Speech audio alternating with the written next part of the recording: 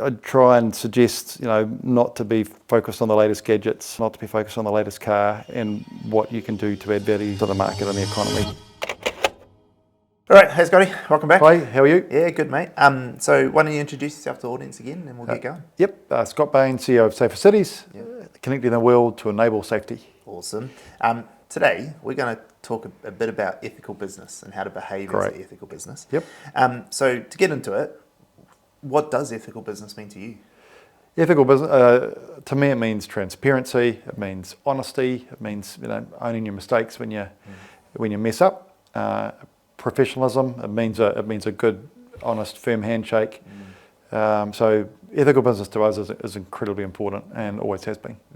How have you guys deployed that in SaferCities to become more ethical? Yeah, so I think it's right from the start. It's been a massive value, and you might recall on a previous podcast I talked about Grant Smith, and so I take a lot of the values and business practices that I learnt from him. I've emulated and deployed in SaferCities, but really, really important. Doing the right thing for the customer, not ripping them off, doing what we say. If we make mistakes, fixing them. It's always been our philosophy from the ground up. I think ethical business for me in terms of some of the partnerships that we have. So if we do a partnership together and we're going to join an alliance and go to market and look after police in the community, then we're in bed together and we're looking after each other as well as the customer. Very, very important to me. So and others in the business. Yeah, great. And like this idea of ethical business it's growing over the last few years. Like it's been more and more in media. But it sounds like for you, this concept was just something, it's just what you did. It's just how you operate. Absolutely. Yeah. How did that come about? Like, how did you have those sorts of things? Where did that come from? Who taught you this? Well, so I think Grant Smith, late 20s, that was a major philosophy of his that I enjoyed watching. I think as I've travelled around the world and I've met other people in other business and I've seen, not that. And I haven't liked it. That's been something that I think. I actually remember Grant saying to me once, it's good to know almost what you don't want your business to be, rather than what you do want it to be, right? So focus on the way you don't want it to be, right? And unethical is definitely it's not an option for SaferCities. There's been times where we've lost money as a result, but it's better to do the right thing than to do the wrong thing. So, and that'll always be a very strong value of ours. We've discussed in a previous episode money or purpose being the driver. When startups first start out, they might be driving after money, getting their seed runs and stuff. But how do they then go into finding their purpose and what it is that they're really trying to do? So I still think purpose is really important. I still think it should come first before the money. Clearly, you need to make money to be able to build the business, to be able to pay your staff, to be able to grow. But having that sense of purpose, I and people in SaferCities believe is really important. I actually remember one developer we had, Kerry, a fantastic developer, off doing something on his own now. I remember him saying that he was offered 3 jobs and 2 of them paid more than what we were offering. And he thought it's a shame that there needs to be a company like SaferCity making a product called the VGrid SaferCity platform. But he said there does need to be a company like SaferCities making a VGrid SaferCity platform, and that's why I'm joining. So his sense of purpose for wanting to join the company was why he joined. And in fact, all of our staff are the same. It's the sense of purpose of what we're doing and how we're helping police and public safety save lives is why they love the company. It comes out again and again. So I'm really proud of that and really proud of them. At that beginning time, we talked about that first couple of years of SaferCity being tough and as you call it, a bit of a failure on your end. How did you stay steadfast on that purpose throughout those tough times when actually you just needed to make payroll and pay the mortgage? Yeah, well, back then it was only me and then myself and Chris. I still knew there was bad stuff happening out there and I still wanted to fix it. So that, and I guess I'm fortunate with an engineering background and I see certain things in a certain way, and so does my CTO and COO, that it would be wrong not to use those skills and that vision to to help make the world a safer place. And it was probably something that started happening to me in my 40s. I've been around the world and sold boxes and other stuff, and it was the ability to give back to the world and to leave a bit of a legacy that actually, as I've got older, has become a lot more important. So yeah, it's purpose driven. And as I mentioned before, what I thought I was setting the company up to do and what it's ended up doing have been two different things. And I think that is quite common. I've heard a lot of people say, you go and write your business plan and it's going to be an amazing company and we're going to do this, and then you find it's a complete failure and you have to keep on changing until something takes off. So I would encourage anyone planning a startup just to hang in there until they find it and not give up. Yeah.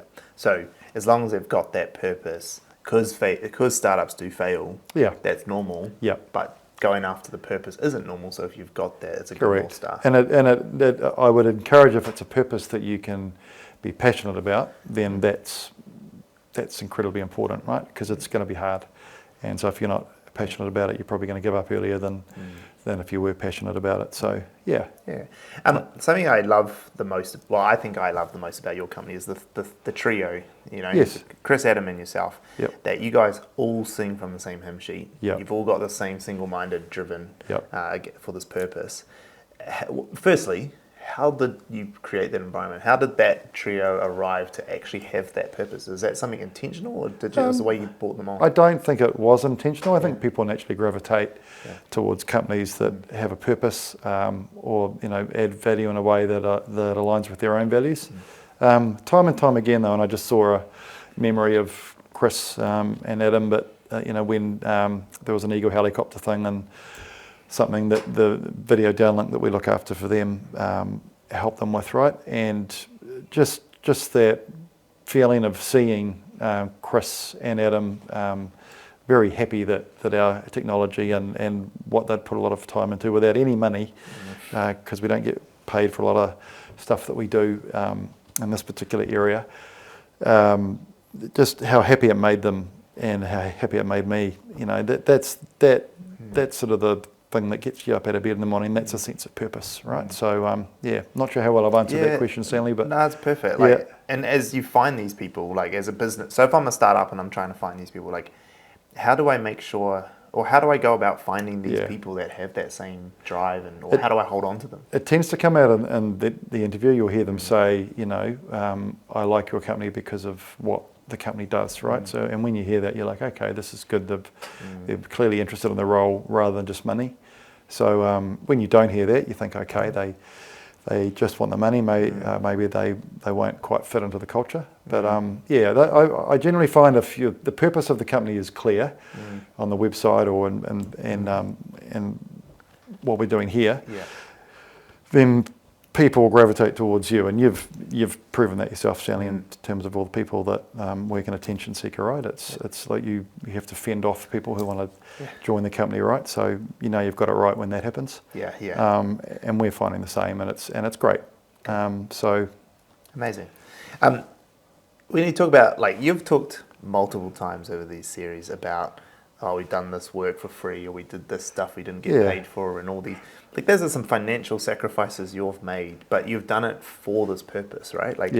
What are some of these things that you've done to make sure you stay, don't worry about the money, I just wanted to be steadfast on this, where you probably could have profited from it if you did it differently? Lots of stuff for police. So, and so probably police, because they realise how much we love them and how much we love what they do and how they're very serving in terms of their own mentality. So they're there to serve the community. They're not there to promote themselves or to grow themselves. They're there in a selfless role. And so because they have that philosophy, we find it difficult to charge them for stuff that we probably should charge them for, right? And they realise that. And so it just happens, and you wake up and you realise actually that was a loss leader for the company. We probably should have charged them for that, but okay, it's too long ago now. We just have to keep on going. I think we feel honoured to be looking after some of the things that they let us look after. Eagle helicopter being one of them, and you get the odd free ride, which I'll sort out for you as well, Stanley.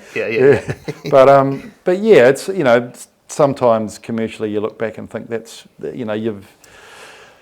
they want to pay you for the work because they know that you have to pay staff, and we probably could, but it's not why we're doing it. It's not the purpose. So so we probably let them off a bit more than we should at times. Do you think doing that has strengthened the position though, and made it probably more profitable in the long run?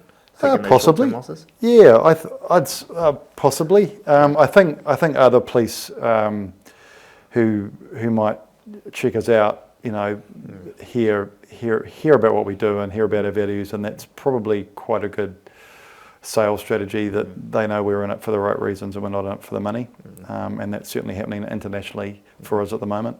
It's probably why we're fortunate that Mike Bush joined the board, because he knew we were good people, and we went out to exploit police. So yeah, cool. I think it works. In terms of these ethical businesses making money while they're trying to do good in the world, do you think that it's always a trade-off? Like, you either have to make money or do good, or do you think there's an advantage of doing good that leads to making more money in the long run? Yeah, I think you can absolutely do both. And you need to remember to do the second one. You do need to remember to charge for it, and you need to remember to make suitable profit so that you can reinvest that back into the business and make the business better, bigger, and keep your customers happy as you scale. So I find it interesting sometimes where there's a perception sometimes of some government agencies that you're allowed to make some money, but just don't make too much. Scotty, right? So there's just an understood how much profit is enough philosophy. And I guess in today's world, there's these billionaires out there just amassing wealth and everything. Some of them think they're quite purpose-driven. What do you think of that? Do you think it's necessary for that, or do you think that that's actually somewhat of a result of them chasing their purpose? Yeah, I don't know. It's a good question. I think if you're making serious billions as an individual or an executive team, that probably the philanthropic side of me believes that should be reinvested. Not necessarily back into the business, but back into the community. I mean, there are lots of communities that we come across where they don't have money, and there are issues, and I would love to be in a position to be able to help that community invest in the technology that can help make that community safer. So that's all part of futures that we look at. I always, I can't quite think of his name, but the chief executive of Salesforce, even before he worked out what the product was, there was the 1% thing. So 1% of profits invested back into the community, 1% of time, I think, and there was another 1% that I've forgotten. But he had the philosophy to give back right at the start, even before they'd worked out exactly what the product was going to be. Yeah, amazing. And we do that to a certain extent with some of our communities that we look after. So off camera, when we caught up when you got here, we talked about Rolexes and Ferraris and different things, and you said to me, there's at a certain point the money doesn't make you any happier. Yeah, correct. For you, what does that mean? What do you mean by that? How does more money not make you happier? I think I realised actually during COVID, when I was sitting at home getting depressed with hours and hours of team meetings. And I bought a very large OLED screen for the lounge. It was probably after I bought the new Apple phone and the new Apple iPad and all that. So I was using Apple products and material products to try and cheer myself up. And I noticed after the TV, it lasted about a week. And I thought, this is just not working anymore, right? So I'm buying these products, trying to make me happy, and it's not working. Yeah. So I think as I've got a bit older, probably my sense of materialism and whether it makes you happy or not has developed to the point where I don't think it does at all. Yeah. And in fact, less is more. And what I'm starting to enjoy now is nature walks, is time with family, experiences. So yeah, I'm not sure how well I've answered that question. That's great. What do you think? For young people coming up in the startup world trying to do this, it's hard. The society's hard. You see on Instagram where your friends doing all this cool stuff, and especially when you're trying to build a business, you can't just go out and do all that flexing. What would you say to these people who are like looking at everyone else trying to do stuff, but they're trying to start a startup and go after this purpose that they've found? Yeah, really good question, because I think I was advised that when I was young. I think when you are younger, you do want and you do want money so you can buy cool things and enjoy that. Looking back now, I probably would have preferred to have listened to the advice that I was given, and not chase the nice cars and the nice electronics, and worked on the business and built it up for the right purpose, because then all of that stuff would have come later. So yeah, I'd try and suggest not to be focused on the latest gadgets, not to be focused on the latest car, and what you can do to add value to the market and the economy. I feel like you've instilled that quite well in your team too. Like meeting Chris and Adam, like they're young, and they don't do that, but they're part of this awesome company that they obviously had great careers as young people. Like, do you think that's something that you instill in the culture of your team to think that way? Yeah, I don't know if I do. I think once again you attract people into the company that have similar values.